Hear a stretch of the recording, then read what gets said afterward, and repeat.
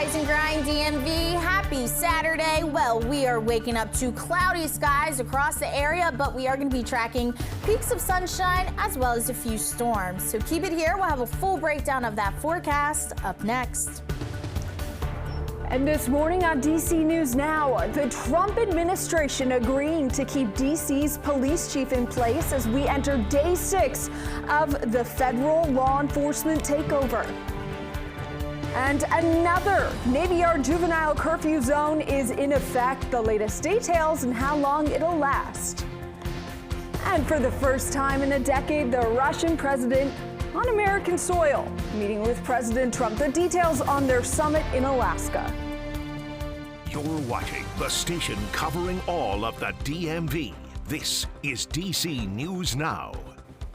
Good morning, everyone. Thank you so much for joining us on DC News Now. I'm Haley Mylon, 7 a.m. your time. Let's take a live look outside right now at the National Cathedral there in the middle of your screen, looking great as we get set for another August Saturday. And Brittany, we got a nice little reprieve from the summer heat last weekend, but it sounds like it's going to be back in full effect today. Yeah, I want to say the reason why you guys got it is because I wasn't here, and then of course I go to the tropics, right, and I bring back the tropical weather. Okay. Yeah, okay. Well, you could have brought back the beach instead. You know, I wish I could have brought back that blue water in the Bahamas, but unfortunately I just brought back the heat and humidity. Yeah, okay, we're all jealous. I Terribly promise. sorry. So let's do the weather. We're all mad. We're all mad. At least I could give you this, Haley. It's going to be mostly quiet as we head through the day today. We are waking up, though, to cloudy skies this morning. That's going to be the trend through the rest of the morning. We'll start to see more peaks of sunshine, though, as we head through the afternoon. And then we're also going to be tracking a stray shower. The good news is it's not going to be a complete washout. So any Saturday plans, still go out there, still do them. If you're heading out the door right now, you'll notice it is warm out there. We're seeing those temperatures in the 60s to 70s. A few locations actually flirting with the 80-degree mark right now. 77 currently in DC. You're sitting at 79 degrees already in Frederick. So yes, you guys are flirting with 80s at this hour. 75 currently in Hagerstown. 66 as you head back off to the west out towards Cumberland as well as Kaiser. Now for today and tomorrow, you'll notice highs today expected to be in the 90s, and that's going to continue as we head through your Sunday fun day.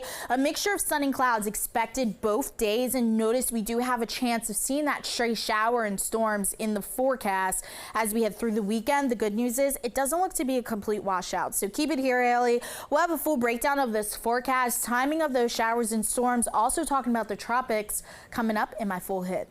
All right, we'll check in just a few minutes. Thanks, Brittany. Developing now, the federal government's plan to install an emergency police commissioner for the district is over, at least for now. Max Marcella has the latest for us on the legal battle as it plays out, testing the limits of the Trump administration's control over the district. Hands off, DC! An order that has the potential to drastically shake up DC police drew anger from some district residents. It's just wrong. And serious concern from Chief Pamela Smith, who wrote in a court filing, "In my nearly 3 decades in law enforcement, I have never seen a single government action that would cause a greater threat to law and order than this dangerous directive." But Friday, a federal court intervening after DC Attorney General Brian Schwab's efforts, suing the Trump administration. Very important win for home rule today. An hours-long hearing ending with the Trump administration scaling back its order for DEA head Terry Cole to take over DC police. So the key for today is to know that our effort to avoid a hostile takeover of our police force is not going to happen. The back and forth is not done, as U.S. Attorney General Pam Bondi filing a new executive order after the hearing. It says Cole has the power to direct Mayor Muriel Bowser to provide services of D.C. police as the Attorney General deems necessary and appropriate, including assistance with the enforcement of immigration law so long as it doesn't violate D.C. law, and help locating, apprehending, and detaining undocumented immigrants. We have laws in our city, and that the services that MPD provides in furtherance of a request from the president, those services must comply with the law. It's expected the court will take the other elements of this new order in greater detail up next week. Yesterday, Attorney General Pam Bondi calling out the D.C.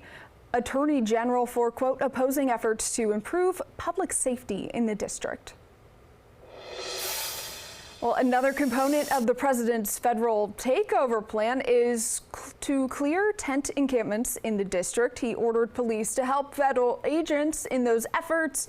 One of the sites cleared is here, Washington Circle, where more than a dozen federal law enforcement agents tried to close an encampment. Those notices they left saying people had until the end of the weekend to leave. Our Daniel Hamburg tells us what happened.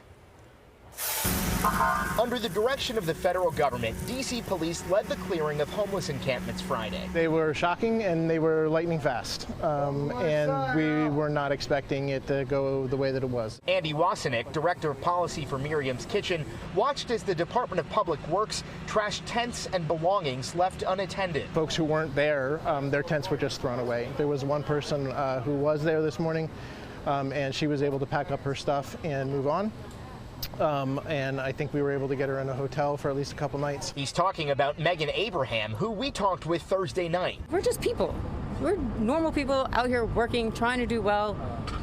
And things like this is really like to pack up every belonging I have and move to someplace else. Like that's a stress that shouldn't exist. Wasenick says 5 or 6 encampments were cleared, including this one near 26th and L Streets. People have no choice but to sleep outside. Rent in D.C. for an average one bedroom is $2,300 a month. The district says it has and continues to offer transportation to shelter, storage of items, access to behavioral health and/or medical care, case management, and connection to other services as needed. What we're hearing and understanding is that it's done for now, but that people could still be engaged by the police, right, and asked to move along. That was Daniel Hamburg reporting for us. D.C. officials are again making it clear that these rush closures are not their doing, but rather because of federal agencies' works. Miriam's Kitchen says because of the current situation, they'll have people out this weekend to connect folks with shelters. And we're learning more about the man accused of throwing a sandwich at federal agents. Sean Dunn has been released as he awaits trial. The 37-year-old worked for the Department of Justice but was fired from his job. Video shows him yelling at agents earlier in the week on 14th Street and then throwing a sandwich at them. The agents chased after him and arrested him for assault, and he has another court appearance on September 4th. And the White House touting new numbers from its recent operations since taking over law enforcement in D.C. They say officers arrested nearly 36 people last night, many for immigration violations, some for violent crimes. Our Randy Bass takes a look at some of those numbers. The White House telling us some of those arrests were for violent, serious crimes, a warrant for first-degree rape, a warrant for first-degree murder, plus 1,700 officers involved in these operations across the city. President Donald Trump vowing to push forward in his mission here in D.C. We're going to be getting the criminals the hell out of here. We don't want the criminals in Washington, D.C. Last night's operation saw 8 illegal guns seized and 33 arrests, 15 of which were immigration-related. Others for a warrant for first-degree murder, rape, another arrest for aggravated assault, and a juvenile carrying a gun and crack cocaine. The White House says 20 teams were sent out across all 7 police districts in D.C. Noe Landini closed one of his D.C. restaurants, Bar Deco, about 18 months ago, citing crime and safety concerns as some of the reasons for closing. Chinatown and even Capitol Hill, believe it or not, we had a stabbing of a young lady walking to her car after work, and we've had women sexually assaulted leaving the building in Chinatown, leaving Bar Deco. And when it comes to whether the addition of more federal law enforcement could help, Landini says it depends. It depends on how they're utilized. Is it a show of force? Is it the presence of them? Would that help? I guess time will tell. But, it being acknowledged finally is really a breath of fresh air. And Attorney General Pam Bondi sharing on X this afternoon that 189 arrests had been made, though she did not give a full timeline or window for when those arrests may have occurred. In Northwest, I'm Randy Bass, DC News Now.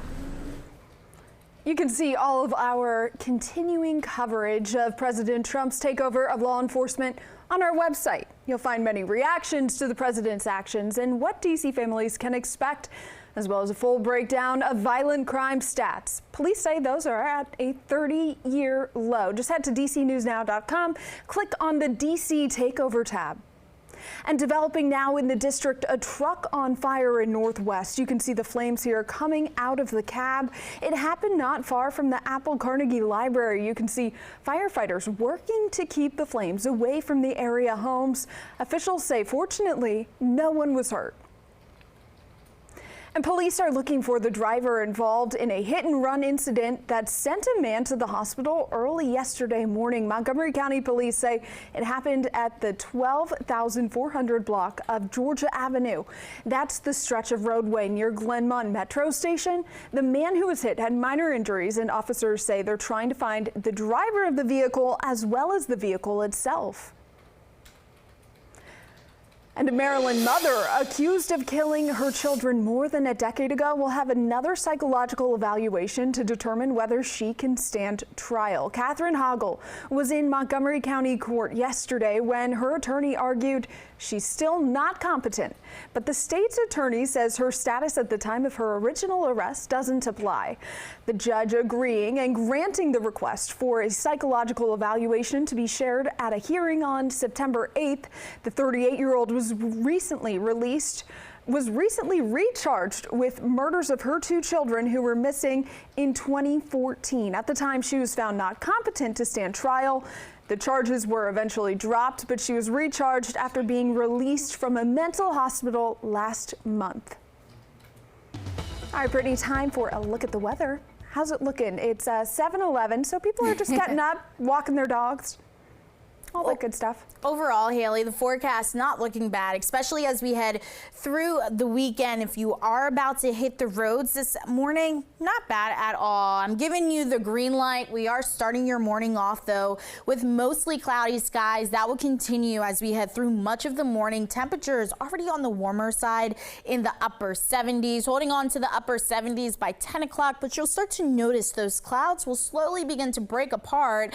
And then as we head through the afternoon hours, those feel like temperatures expected to feel like the upper 80s, with highs today getting into the upper 80s to lower 90s. So keep it here. We'll have a full breakdown of this forecast, Haley, coming up.